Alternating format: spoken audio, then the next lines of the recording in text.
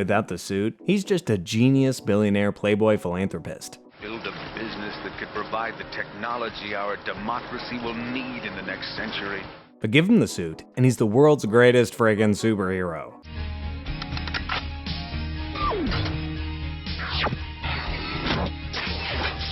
That's right, we are indeed talking about Tony Stark, also known as Iron Man. Sure, we all love MCU's Tony. But for today's video, we're going to be recapping the story of 1994's Iron Man TV show. The series ran for 2 seasons, and to this day, it's considered one of the best Iron Man adaptations. So strap in, fire up your thrusters, because this is going to be a bombastic ride. The first episode of Season 1 kicks off by showing us a Russian submarine, Prometheus. The Russian soldiers in the sub detect an intruder, and this intruder is Hypnotia. Hypnotia is an evil woman who can hypnotize people. Maybe that was obvious. Hypnotia hypnotizes the Russian soldiers with stereotypical accents and plants a device on the ship. Apparently, she works for the Mandarin, and the device she planted will turn the soldiers into an army of the undead in about a year. Hypnotia then leaves the sub, and some sort of fluid covers the bodies of the Russian soldiers. Probably not the kind of welcome they were looking forward to. Elsewhere, we meet Tony Stark. Also known as Iron Man, Tony is having a very unenthusiastic therapy session with his therapist Veronica. James Rhodes, or Rhodey, a skilled military pilot and Tony's closest friend, also arrives to meet Tony. Rhodey is also known as War Machine because he also wears a weaponized suit like Tony. Just real quick, in this story, the world doesn't know that Tony Stark is Iron Man yet. In fact, except for Tony's friends, everybody believes that Iron Man works for Tony Stark. Anyway, back to the story. As Tony talks to Rhodey, a villain called Whirlwind attacks Iron Man's armory and steals some sort of chip. Another villain, Dread Knight, also arrives there to give Whirlwind a lift back home. Fortunately, nobody dies, but Tony fails to realize that Whirlwind took one of his chips. Also, Whirlwind and Dread Knight are working for none other than the Mandarin, supervillain who's obsessed with taking over the entire world. The Mandarin retrieves the chip from Whirlwind and hands it to his giant-headed genius sidekick, MODOK. Apparently, this chip will allow the Mandarin to synchronize with the device Hypnotia planted in the Russian sub. Means his Russian zombies will rise, but it will take 1 year. A year later, the US military finally finds the location of the sunken Prometheus, and they ask Iron Man to investigate the ship. The Mandarin learns about this, so he sends Dread Knight, Whirlwind,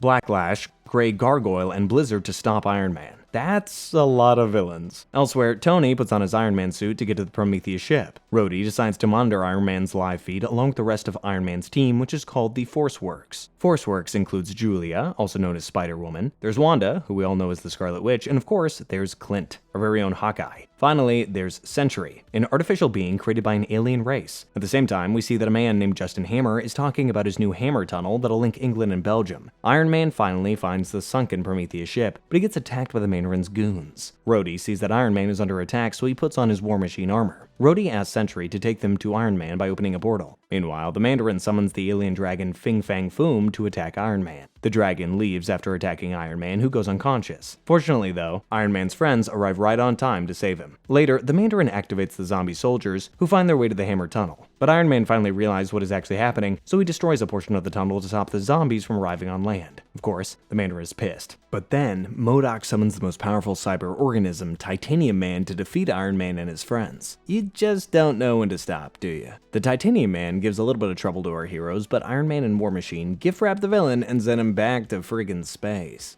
Now!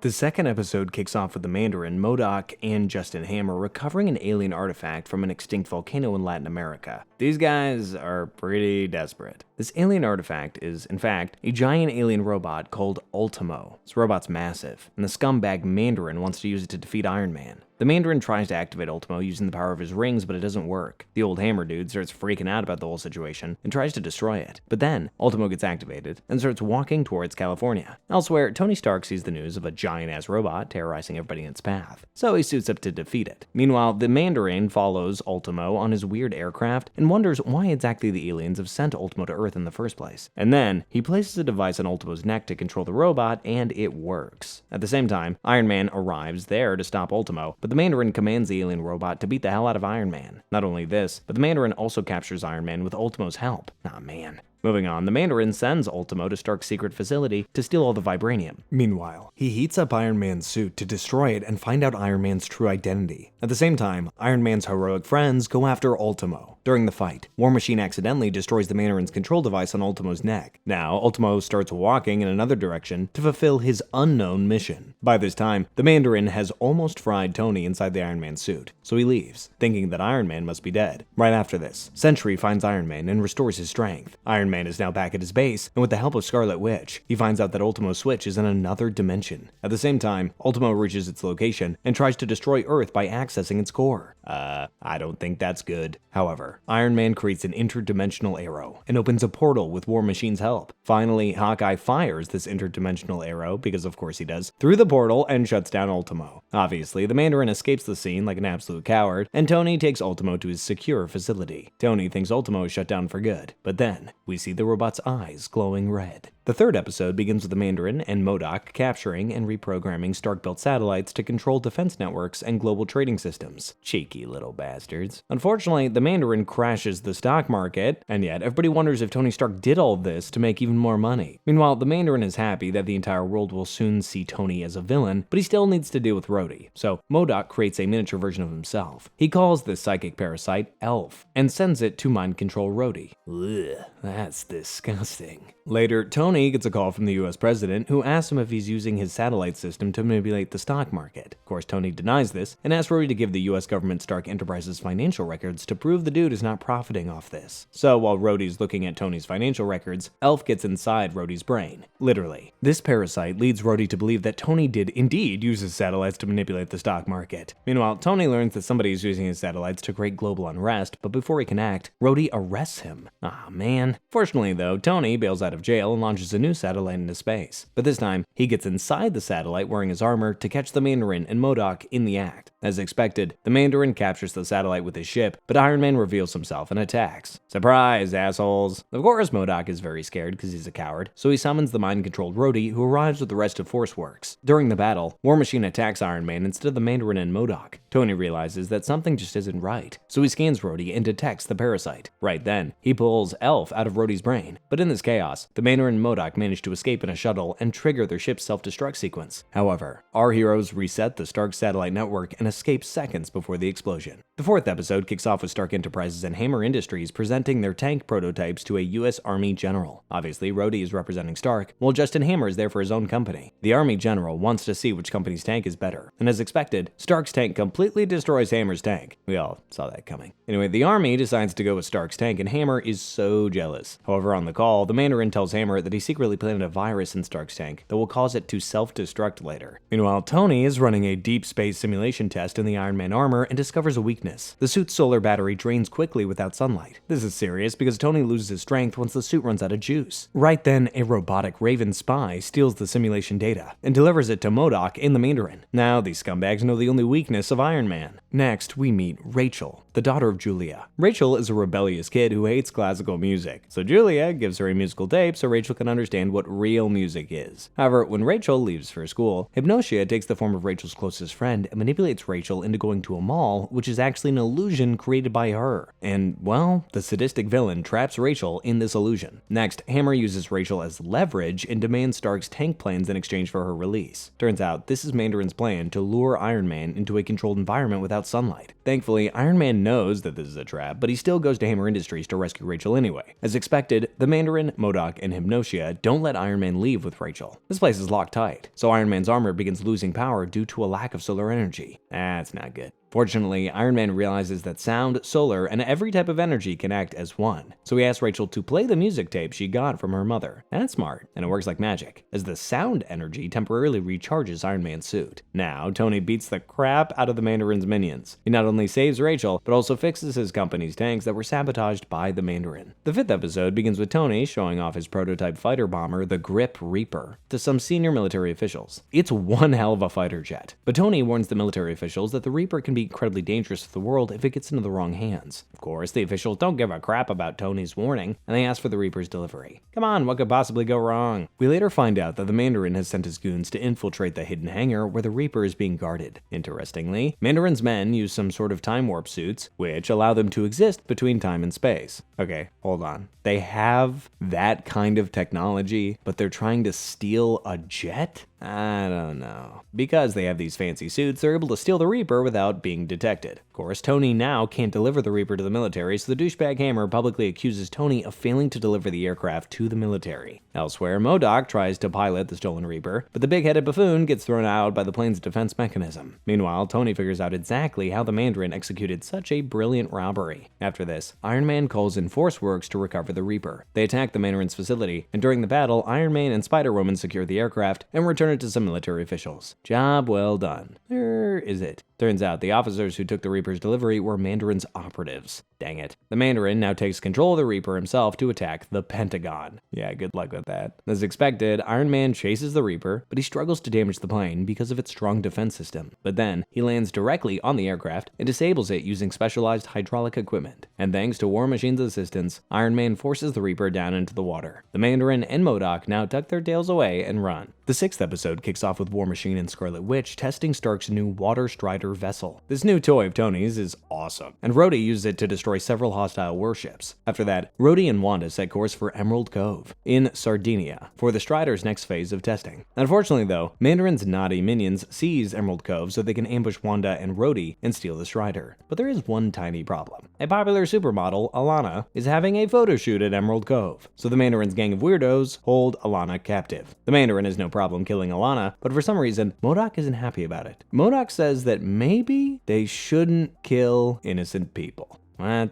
MODOK having empathy was not on my bingo card. Of course, the Mandarin says that he'll kill whoever he wants, so MODOK asks for sick leave, and he gets it. But the Mandarin realizes that something is up with MODOK, so he spies on the ugly genius. Turns out the Mandarin was right as MODOK heads to meet Iron Man. MODOK tells Iron Man about the Mandarin's ambush plan at Emerald Cove, then he asks Iron Man to save Alana, who's actually MODOK's wife. I guess that makes sense. MODOK reveals that he once looked like a normal human being. Back then, he worked under a genius scientist called the Red Ghost who, by the way, created Titanium Man. But things turned ugly when both the Red Ghost and MODOK fell in love with Alana. MODOK married the lovely woman, and out of jealousy, Red Ghost exposed MODOK to gamma radiation which messed up his body. Blech. Ever since then, MODOK has been working with the Mandarin so he can give back MODOK his normal appearance. Okay. That right there is what I would call a good backstory. After that, Iron Man heads towards Emerald Cove, while the Mandarin tries to shrink down Water Strider's size using molecular compression. But Alana escapes from the Mandarin's captivity and stops the compression machine right on time. By this time, Iron Man arrives on the scene, and he defeats the Mandarin and his forces like it's just another Tuesday. Seriously, that's all it takes to scare you off. Later, Iron Man tells MODOK that Alana wants to meet him, but MODOK decides to leave without meeting her. Before leaving, MODOK says that he'll lie that Iron Man forced him to betray the Mandarin. The 7th episode begins with the introduction of Tony Stark's new robotic Wildcatter, which can pinpoint the exact location of the crude oil deep underground. I know that this was more addressed in the MCU movie, but a lot of Tony Stark's billionaire interests speak to the most toxic part of America. Maybe that's the point. I haven't exactly read the comics. Meant to be an observation, not necessarily a criticism. Anyway, the 3 whack jobs, Mandarin, MODOK, and Hammer, try to steal the Wildcatter. However, Iron Man arrives and defeats the Mandarin's minions easily. And as usual, the Mandarin escapes before Iron Man can punish him for being such an annoying little scumbag, like all the time, man. However, Spider-Woman recovers a black box from the Mandarin's sky saucer. Tony explains that this black box is the Mandarin's encrypted electronic diary, but it's locked. Now, Iron Man leaves with War Machine and Hawkeye to guard the remaining Wildcatters, while Scarlet Witch, Sentry, and Spider-Woman try to unlock the black box. Now, after putting in like 0 effort, they manage to open it up, which reveals the Mandarin's origin. The black box reveals that the Mandarin's real name was Arnold Brock, that he was a popular archaeologist. Arnold was with his fiancée and fellow archaeologist named Yinsen when he was attacked by some rebels. Arnold tried to save his own ass by running away and even left his fiancée behind, and then Arnold fell into a cave where he came across the 10 alien rings that transformed him into the Mandarin. Now, also, these rings belonged to the Fing Fang Foom dragon, but the Mandarin managed to convince the dragon to work for him. It's an interesting origin story, but for some reason, Scarlet Witch, Sentry, and Spider-Woman are too invested in it.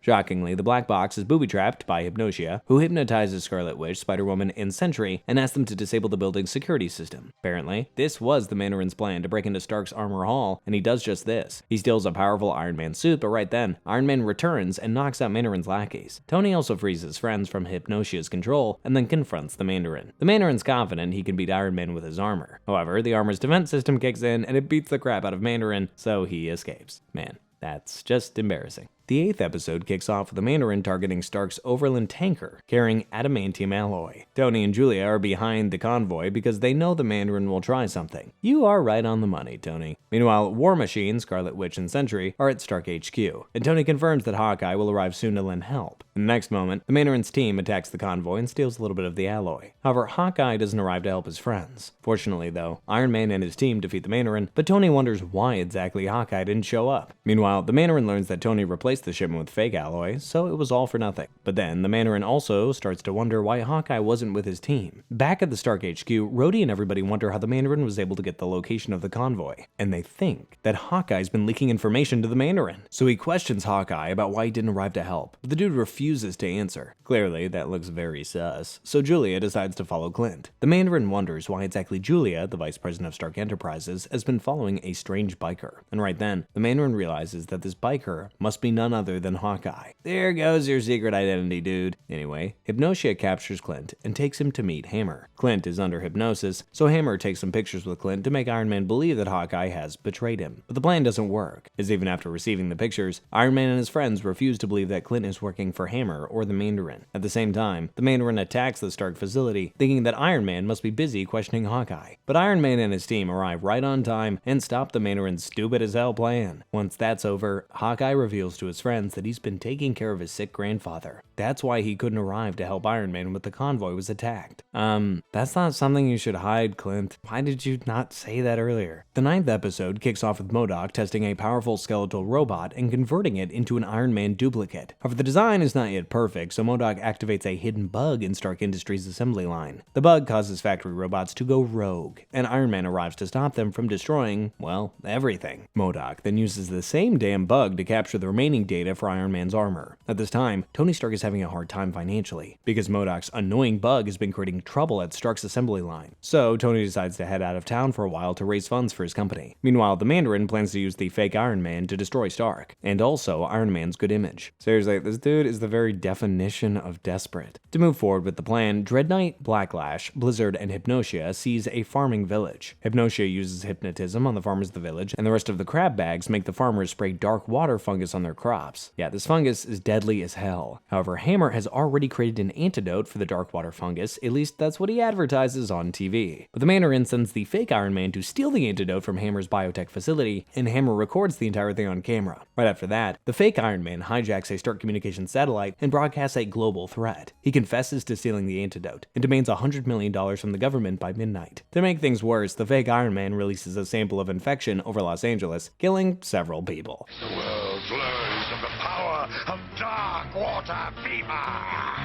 Jesus, that is scary. The 10th episode opens at Stark HQ, where War Machine believes Iron Man has been captured and that the Mandarin is somehow controlling him. So the heroes head out to find Iron Man and deal with this messy situation. Elsewhere, in a farming village, Blacklash and Dreadnought are fighting over Hypnotia like some creeps. Right then, the duplicate Iron Man arrives with Hammer and the Living Laser, another one of Mandarin's goons. The Living Laser now activates the dark water fungus on the crops, preparing the release of the toxin. Meanwhile, Forceworks is having a difficult time finding Iron Man. So Spider-Woman and Scarlet Witch check Iron Man's armor hall records. They determine which suit Tony used, and since it was a diving suit, they track him to an underwater mining site. Apparently, Iron Man has been mining for gold to save his company from bankruptcy. Honestly, I guess that seems easier than getting a loan. Wanda and Julia tell Iron Man everything that has happened while he was away. The Living Laser also tracks Iron Man and attacks him, but Tony defeats him pretty easily. Elsewhere, the duplicate Iron Man gets ready to release the toxin. The Mandarin, being the sicko that he is, wants to release the toxin even if he gets the money from the government. Fortunately, though, the real Iron Man arrives right on time to stop these morons. While Iron Man confronts his duplicate, Forceworks embarrasses Mandarin's minions in the fight. It's a tough fight between Iron Man and his duplicate, but eventually, Tony wins it. The entire world also realizes that it was someone else who was releasing the dark water fever agent. It was not Iron Man. The 11th episode begins with Tony investigating a volcanic eruption alert. Turns out the Mandarin has faked the alert to lure Iron Man out and away from his team. Now, while Iron Man investigates the volcano, the Mandarin summons Fin Fang Foom and asks him to kill our hero. The dragon says that he will do Mandarin's dirty work, but only if he gets something in return. But what exactly does this ugly dragon want? Well, he wants to reveal that once Iron Man is dead. Maybe he'll ask for a better name than Fin Fang Foom. In other news, the balloon head MODOK disrupts Iron Man's communications with his team, and the dragon attacks Iron Man. Fin Fang Foom's attack damages Iron Man's armor and knocks him into an ice cave. The Mandarin believes that Iron Man is down but still alive, so he sends his minions to search for him. Meanwhile, Tony takes shelter in the cave and begins emergency repairs using the limited tools that he has. During these repairs, Tony activates a memory module that plays his teenage memories. In a flashback, we see Walter Stark and Martha, Tony's parents. Sadly, Walter dies in an incident in his factory, and after that, Tony starts working to expand Stark Industries. Tony and Stark Industries are doing well, but the scumbag Hammer orders his men to attack Tony. Then Hammer takes Tony to the Mandarin, who asks Tony to create an armored suit for him. Yeah, he'll create some armor, but not for you. The 12th episode takes us back to the ice cave, where Tony is still reliving his past. In the flashback, we see that the Mandarin has captured one more person along with Tony to create the armor, and the second person is none other than Yinsen. That's right, it's the Yinsen who worked for Arnold Brock as an archaeologist. Apparently this dude survived the attack from the rebels and became a world-famous physicist. Archaeologist, physicist, yeah, come on, it's not that hard. Anywho, Tony and Yinsen then decided to create an armored suit, but not for the green weirdo Mandarin. In the present, both the Mandarin's goons and Stark's team are looking for Iron Man in the glacier. Meanwhile, Fin Fang Foom finally reveals what he wants from the Mandarin. Shockingly, Mandarin and MODOK created 2 mechanical dragons, and Fin Fang Foom wants those dragons because he feels lonely. Okay. Expectedly, the Mandarin gives the mechanical dragons to Fin Fang Foom, but only if he uses them to find and kill Iron Man in the glacier. Back in the flashback, Yinsen and Tony have finally created the Iron Man suit. Yinsen creates a dummy of Tony, and the real Tony wears the Iron Man suit. The Mandarin busts inside the room and attacks, but Yinsen sacrifices his life to save Tony. Tony uses the suit to escape from the place, and thanks to the dummy, the Mandarin doesn't realize that it's Tony who's wearing the Iron Man suit. Back to the present, the repairs on the Iron Man suit are done, and by this time, Tony's friends have also arrived. Next, Iron Man and his team defeat the Mandarin's goons, but things get tricky when Fin Fang Foom attacks the heroes with mechanical dragons. Surprisingly, Fin Fang Foom starts to get the upper hand in the fight, but then the Mandarin uses a rude tone while ordering Fin Fang Foom, so Fin Fang Foom says, "Hey man, I'm not taking this crap from you," and he just leaves. I do not take orders. I don't know, this dragon isn't particularly intimidating to me. He seems a little moody. The 13th episode kicks off with Tony getting ready for his wedding? Huh. Guess what? He's getting married to Julia. That's right, to Spider-Woman. Of course, the entire world is talking about the wedding, but it feels kind of rushed, doesn't it? Well, that's because it is. And Tony thinks about why exactly he's getting married to Julia. We then go back a few days when Tony's talking to his team about the Mandarin. Tony's looking at all the tapes of their recent encounters with the Mandarin. Tony realizes that the Mandarin must have planted a bug to spy on him. So the Mandarin was able to track every new development by Stark Industries. Finally, Tony and his mates find out that MODOK has been using a robotic raven to spy on them. Means that the Mandarin must have already realized that Tony Stark is Iron Man. Meanwhile, the Mandarin learns that Tony has found out about the Raven, and he also watches the battle tapes of his recent encounters with Iron Man. The Mandarin realizes that ever since Tony escaped from his captivity, he's never seen Iron Man and Tony together. Right then, the Mandarin concludes that Tony must be Iron Man. Anyway, back to the present, Tony and Julia get married, and they leave for their honeymoon. The Mandarin is following Tony and Julia, but he forces their car to crash. The Mandarin and his goons capture Tony, and they beat the crap out of him. Back at Stark HQ, Hawkeye gives the Iron Man suit to a woman. Wait, who the hell is this woman now? The woman wears the armor and arrives to save Tony and Julia. Mandarin is obviously confused as hell because he believed that Tony was Iron Man. Regardless, the woman in the Iron Man suit sounds just like Iron Man. Just weird, but I guess it works. The Mandarin now believes that Iron Man and Tony are different people, so he escapes with his gang. Right after the Mandarin leaves, the woman wearing an Iron Man suit takes off her mask, and it turns out that's Tony Stark. And well, the Tony who married Julia and got beaten up by the Mandarin was a robot. But if you are Tony, and you're Tony... But I'm not Tony. I'm a robot. This twist is surely meme material. Truly makes no sense at all. The first episode of Season 2 begins with Tony surviving a car bombing, and he knows that Hammer was behind it. Yeah, it sounds about right. Tony's pissed. Like, really pissed. So he puts on the Iron Man armor and attacks Hammer's facility. During the confrontation, Hammer reveals that he's been attacking Tony to lure Iron Man out. As expected, the Mandarin is behind all of this, and for some reason, he wants the front torso of Iron Man's armor. Weird. Anyway, after getting the most obvious explanation, Iron Man leaves Hammer's facility. The next day, we see Tony's new invention. Homer, an artificial intelligence that looks more like a ghost. Homer has been assisting Tony in, well, everything. Later on, Tony meets Agent Nick Fury, the director of a top-secret government agency called S.H.I.E.L.D. Fury gives Tony a satellite image of 4 mysterious men hanging out with Fing Fang Foom somewhere in China. Tony knows that something is off, so he travels to China without his team. As expected, Hypnotia and Blizzard blast Tony's jet to kill Iron Man. Sadly, Tony's jet is destroyed, and War Machine only recovers Iron Man's helmet, while the Mandarin's goons find Iron Man's torso. So yeah, War Machine and the rest of the team believe that Tony might be dead. Come on guys, this is Tony Stark we're talking about. In China, Fin Fang Foom and the 4 mysterious men meet the Mandarin. Shockingly, these men are also alien dragons, but they took human form after their spaceship crashed on Earth. Now they wish to return to their dragon form. Maybe they've had enough of human food. So the Mandarin uses Iron Man's torso to create some kind of device and restores the dragons to their original form, but in exchange for their loyalty. The filthy dragons have some other plans though, and together they open a portal to the dragon realm. Apparently, they want their mates from the dragon realm to rule Earth. Fortunately, Iron Man arrives to stop the dragons. Told ya.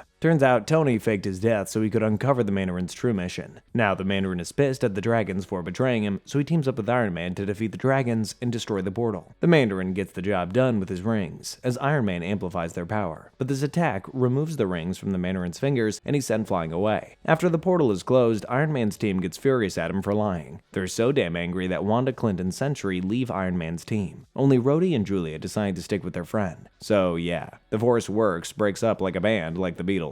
Finally, we see that some people have found the Mandarin, who's barely alive and without his rings. The second episode begins with War Machine demonstrating Stark's automated defense system Goliath to the US military. Goliath can detect any enemy aircraft, and War Machine is flying by it because he's friendly. However, a citywide power surge messes up Goliath's defense system, and it mistakenly identifies War Machine as a threat. Goliath attacks poor War Machine and knocks him into the ocean. Of course, Iron Man rescues his friend, but while underwater, Rhodey remembers a boy named Joey who drowned in front of him. Oh my god. Later on, a terrorist called Firebrand claims responsibility for the power surge and demands money to stop further attacks. Firebrand does not stop there and continues to sabotage multiple power facilities, including systems at Stark Enterprises. Tony realizes that this Firebrand dude has a serious grudge against Stark Enterprises, so he investigates and finds out that Firebrand is the son of a former Stark employee, Simon, who got fired from the company for stealing money. At the time, Simon tried to detonate a Stark facility to take revenge, but he died in the process. So yeah.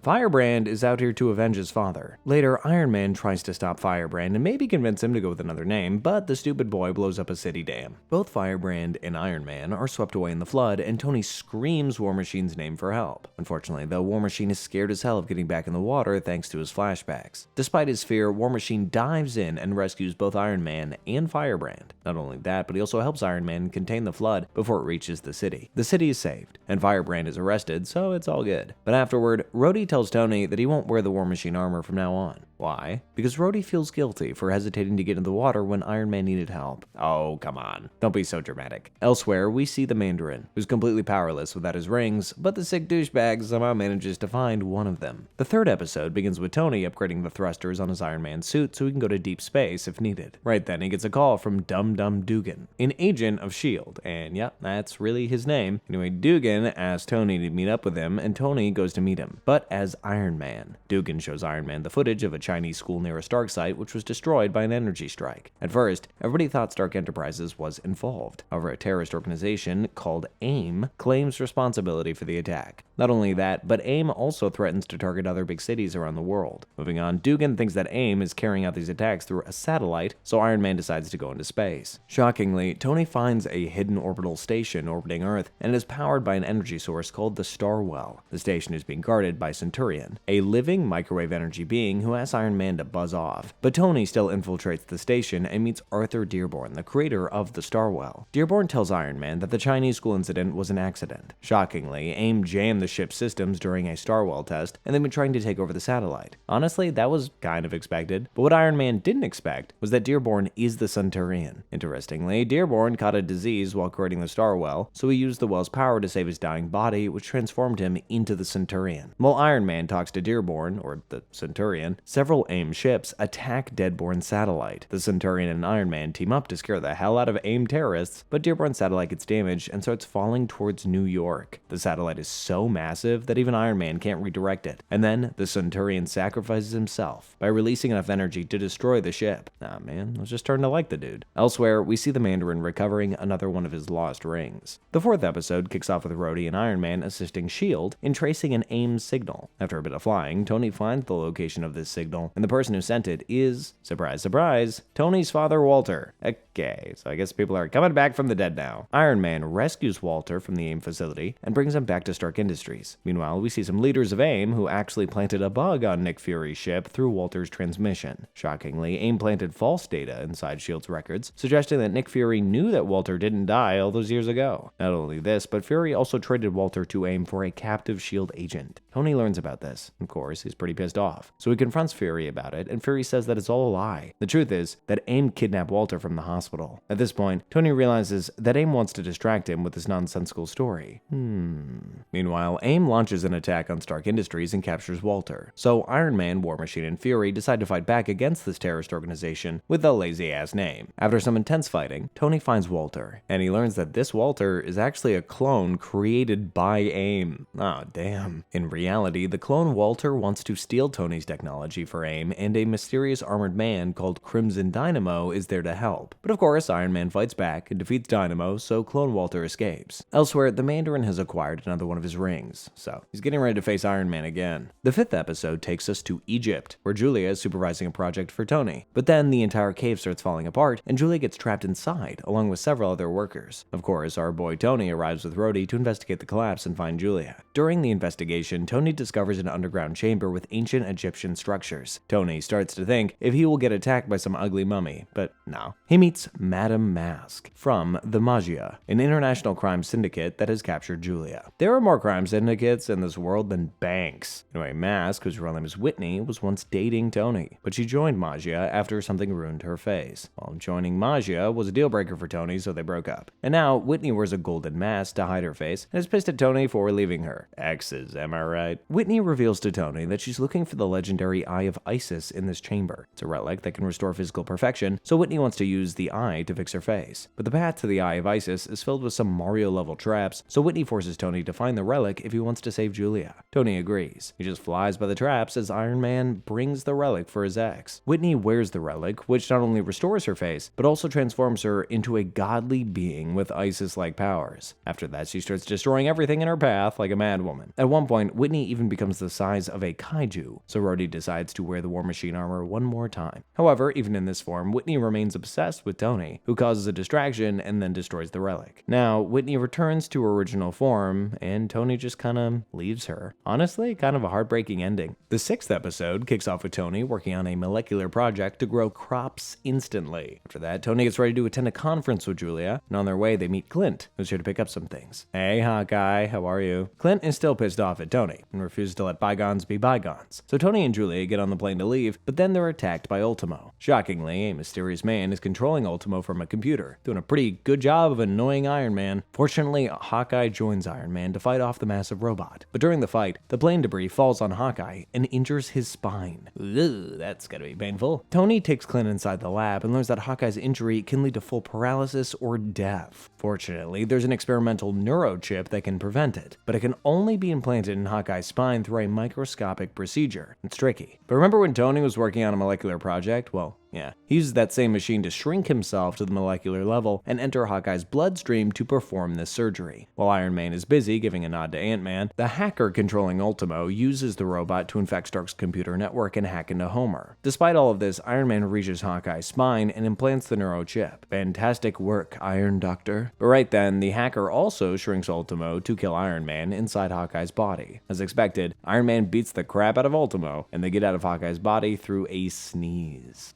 Well, you just never know who'll come blowing into town. Blech. After returning to normal size and washing down all the mucus off the suit, Iron Man tracks down the man who's been controlling Ultimo. Surprisingly, it's just a kid who calls himself the hacker, and he did all this because Stark Enterprises didn't offer him an internship. Not exactly a good reason to go villain mode, but I guess we've seen worse. The 7th episode kicks off with Rhodey telling Tony that an unidentified spacecraft is about to crash into Earth. So Tony wears the Iron Man suit, and with the help of Rhodey, he prevents the spacecraft from crashing. Tony and Julia now go inside the alien craft and see a holographic image of Jessic, ruler of the planet Elysian. In a pre-recorded message, Jessic requests Iron Man to defeat Dark Aegis, a conqueror who's been destroying everything at Elysian. Interestingly, Iron Man has actually fought Dark Aegis before, but failed to kill him because he needed the villain for this episode. Kidding aside, Iron Man does decide to pay a visit to Dark Aegis on the alien planet with Rhodey. While Tony and Rhodey are in deep space, they detect an intruder who's none other than Titanium Man. Apparently, Titanium Man has agreed to work for Dark Aegis in exchange for a powerful weapon. And it was Dark Aegis who asked Titanium Man to trick Iron Man into coming to the planet Elysian. Titanium Man starts fighting Iron Man and War Machine, and he throws Rhodey out of the ship. Fortunately, Iron Man catches Rhodey mid-flight, and they finally land on Elysian, which, by the way, has been devastated by large-scale energy attacks. Dark Aegis confronts Iron Man, but instead of fighting him, Aegis asks Iron Man to join him in further destruction. What? Meanwhile, War Machine confronts Titanium Man again, but surprisingly, Titanium Man isn't a fan of what Aegis has done to the planet. So he turns against Aegis and teams up with War Machine and Iron Man. Finally, Iron Man, War Machine, and Titanium Man combine their attacks to overwhelm Aegis, who tries to escape on his ship, but Titanium Man follows Aegis' ship to finish the job. Before leaving though, Titanium Man gives Iron Man the Spacefold module to return home. Elsewhere, the Mandarin continues to build his power by recovering his lost rings. Man, this guy just won't give up. The 8th episode kicks off with some rogue Soviet agents, including Crimson Dynamo, taking control of a Russian missile base. Shockingly, they want to launch a nuclear strike on Moscow. I'd be wondering why Russian agents want to attack a city in Russia. Well,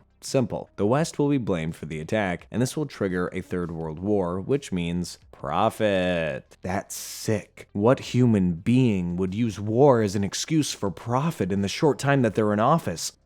Due to this threat, S.H.I.E.L.D. requests Iron Man's help to deal with Crimson Dynamo. Iron Man starts fighting Dynamo, and during the fight, Dynamo diverts a missile toward the nuke. Darn it, Dynamo. The missile causes a premature explosion, and Dynamo also dies because of it. Not only this, but the radiation from the explosion affects millions. As expected, everyone starts blaming Iron Man. Later, Fury gives Tony some parts of Crimson Dynamo's armor that they recovered from the explosion site. Tony examines the parts and discovers that Dynamo's armor tech is based on stolen Stark designs. Tony's furious about it, obviously, and he wonders if other sicko villains are also using Stark's stolen technology. So he develops the Negator Packs, devices that can remotely disable all armors built from his technology. Moving on, Iron Man uses the Negator Packs on several armored criminals, including Controller, Beetle, Stiltman, Blizzard, and Blacklash to neutralize their suits. That's just too many villains. Not only this, but Iron Man also infiltrates a high-security prison to use the packs on the government's armored guards. Hawkeye is there to stop Iron Man, so Tony starts fighting him as well, but of course, Clint loses. Elsewhere, we see that it's Hammer, that douchebag who's been selling Stark's armor secrets to villains to create this crisis. Also, he's getting help from somebody he calls Ghost. Moving on, the media and S.H.I.E.L.D. continue to build pressure on Tony to take action on Iron Man, only if they knew that Tony and Iron Man are the same. To deal with the situation, Tony calls a press conference and fires Iron Man from Stark Enterprises. Damn, that's stupid? Well, Julia definitely thinks that it's stupid, and she's pissed off. The 9th episode begins with Homer telling Rhodey and Julia that Iron Man's next target for Negator Pack is Stingray. Stingray isn't a villain. Instead, he's in the US Army. Still, Iron Man is convinced that he must disable all suits based on Stark's technology, so he goes after Stingray and defeats him. But there, Iron Man discovers that Stingray's suit is not based on Stark technology, so he leaves the poor man alone. Right after this, War Machine arrives and tries to stop Iron Man. To be honest, Iron Man is indeed out of control. However, Iron Man realizes that War Machine's suit is also based on Stark technology, so he used the Negator Pack on War Machine's armor. Jesus, slow down, man. Next thing you know, Hammer joins the government to stop Iron Man and introduces his new toy, Firepower. It's a big-ass anti-Iron Man combat machine built with stolen Stark technology. Meanwhile, Tony realizes that it's Hammer who's been selling the suit's designs to the biggest scumbags in the country, so he goes after Firepower. Iron Man uses a Negator Pack on Firepower, but Hammer has already made his new robot Negator Pack proof.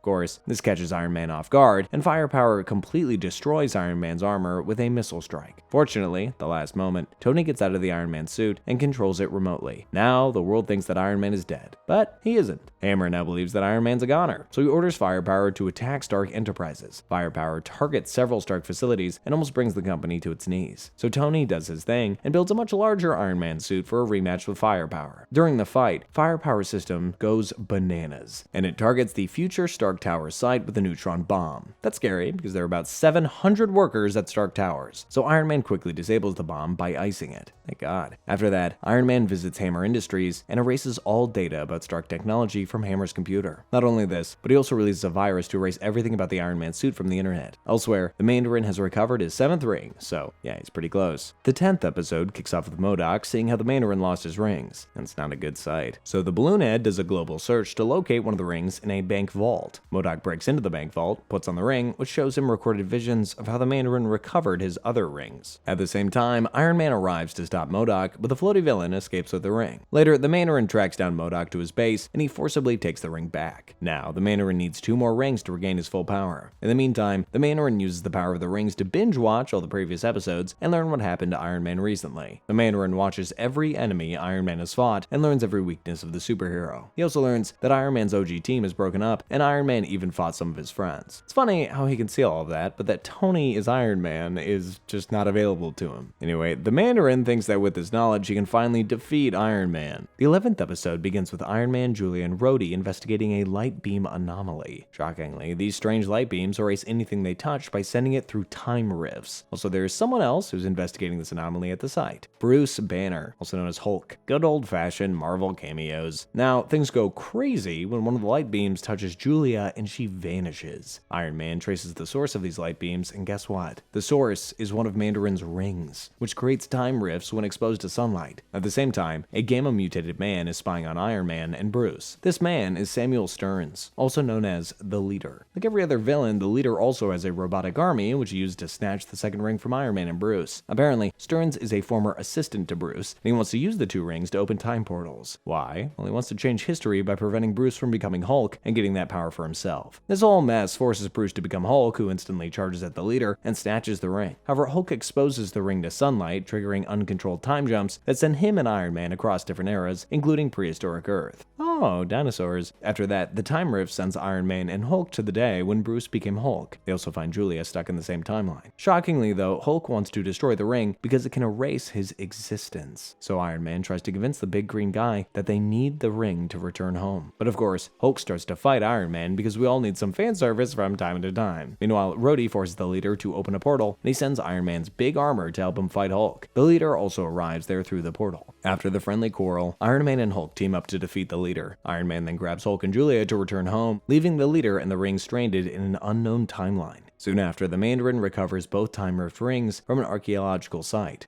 Prepare yourself for the Day of the Mandarin. Day of the Mandarin? I guess dude wants a public holiday in his name. The 12th episode begins with the Mandarin interrupting a Global Security Council meeting. The Mandarin says to the world leaders that he can end the world's crisis by shutting down all technology, but only if they let him rule the world. The world leaders refuse, obviously, so the Mandarin gets pissed and decides to surround the world in some glorious darkness. Talk about being overdramatic. Turns out the Mandarin wasn't kidding, as a mysterious mist soon spreads over Manhattan, causing a total technology failure and a citywide blackout. Iron Man arrives to see what the hell is happening, but his armor loses power and crashes because of the mist. Julia realizes that they need superheroes who don't rely on technology, so they call in Scarlet Witch, Sentry, and Hawkeye. That's right, the Force Works is back in action. Later on, Clint finds Iron Man in Manhattan and gets him back using a plane that is only a few years away from being called Ancient. Elsewhere, the Mandarin reveals his new device, the Heart of Darkness, which is creating the mist in Manhattan. This heart is fueled by Mandarin's rings, but it needs living energy to reach its full potential. And well, the Mandarin wants to use the living energy of Iron Man's team for his device. So, the green scumbag orders his armored minions to attack Hong Kong to lure Iron Man and his team. As expected, Iron Man and his friends defeat the Mandarin's minions, and Hypnotia tells Iron Man about the Heart of Darkness. Then Iron Man flies towards the Mandarin's base without his team. Oof, I don't like this. Soon enough, Iron Man finds the heart, but MODOK and the Mandarin are there to greet him. The Mandarin uses the device to summon the mist and disable Iron Man's armor. He beats the crap out of Iron Man and removes his helmet. Finally, the Mandarin learns that Tony Stark is Iron Man. However, the Mandarin still needs Iron Man's team for the heart, so he mimics Tony's voice to ask the Force Works to come to his hideout. Okay, the Mandarin has become a lot scarier. The final episode of Iron Man begins with the Force Works arriving at the Mandarin's hideout, but their plane crashes because of the mist. The Mandarin captures the team, but Rhodey escapes and enters the base through the tunnels. Next, the Mandarin uses the captured heroes as batteries for the Heart of Darkness, which helps him spread the mist across China. While the Mandarin is setting up heroes near the heart, Rhodey secretly frees Tony, but it's of no use because they can't use their armor because of the mist. They have no choice but to escape for now. Unfortunately, MODOK catches Tony and Rhodey, but the floaty head is also pissed at the Mandarin. Apparently, the mist is also affecting MODOK's life support, so he helps Tony and Rhodey escape. Tony and Rhodey start walking, and as soon as they're away from the mist, War Machine's armor starts to work. They're back at Stark facilities, where a doctor gives Tony a bioenergy microprocessor that will function even in the anti-tech mist. Pretty cool, and also very convenient. Thanks to the biochip, Iron Man returns to the Mandarin's base. By this time, the Mandarin is also using the life energy of his own minions to extend the mist range. Sick bastard. Without wasting any time, Iron Man starts fighting the Mandarin. During the brawl, Iron Man frees the Force Works. He then directs Mandarin's ring energy into the heart, which destroys the godforsaken device and ends the global blackout. As a bonus, it also destroys some of Mandarin's rings. However, the Mandarin isn't ready to give up just yet, so he fights Iron Man using exo armor, which is basically a massive samurai type suit. But the show has spent enough budget on this episode, so Iron Man instantly disables the Mandarin's suit by pulling out its circuit. The Mandarin is back to being a little weakling, so Iron Man leaves him for the mountain bandits. Teach him some manners, will ya? And that is the end of the recap. Now it's time for me to start watching some other great Marvel show. Feel free to check out some other great videos on the channel, because yeah, we've got a lot of these. And you'll see some of the best ones on the screen right now. Thanks so much for watching. See ya.